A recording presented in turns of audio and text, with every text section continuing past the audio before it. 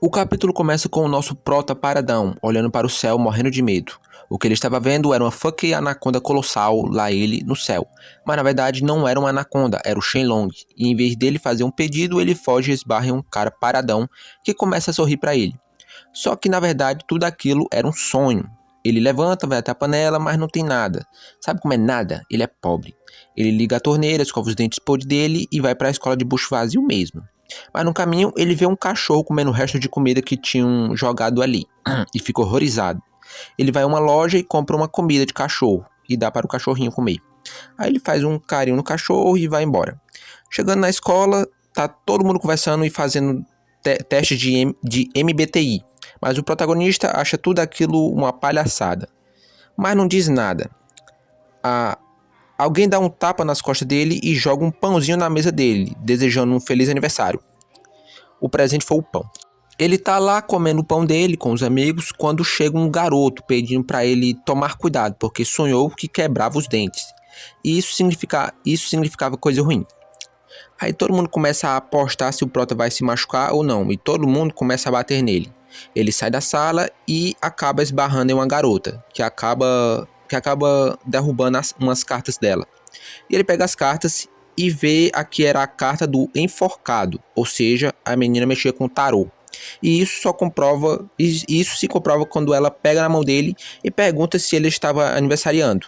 Ele pergunta como ela sabia e ela pergunta se ele não quer que ela leia a sorte dele. E pede para ele tirar uma carta, mas ele não acreditava nessas coisas. E ela continua insistindo, mas os amigos dele aparecem para atacar ele com uma vassoura, o fazendo fugir, derrubando uma carta. A garota pega a carta e vê que era o Cavaleiro da Morte. Na sala de aula, o protagonista luta para não dormir. Ele pergunta ao colega dele em qual página eles estavam, mas o garoto já estava no seu terceiro sono. O prota olha para ele e logo nota uma figura estranha do lado de fora da sala. E esse ser estava olhando para ele, mas o professor chama a atenção dele e quando ele se vira de novo para olhar, a coisa sumiu. Mais tarde, depois da aula, ele ainda pensa no que foi aquilo, quando ele leva outro tapão, mas dessa vez não era um amigo, mas sim um valentão, que começa a implicar com ele. Mas ele é salvo pela garota do tarô, que o puxa dizendo que ele era o namorado dela. Depois dela expulsar o valentão, ele sai chamando o prota de órfão. Ele tira os braços dela e pergunta o que ela estava fazendo. E ela o chama para sair, porque gostava dele. Mas ele recusa e vai embora. Mas essa garota é uma guerreira e fica o tempo todo seguindo o prota, para todo lado. Ele manda ela parar, mas ela diz que o ama. Mas então ele diz que queria terminar com ela, fazendo ela chorar. A coitada começou a namorar em um dia e terminou no mesmo dia. Aí é triste.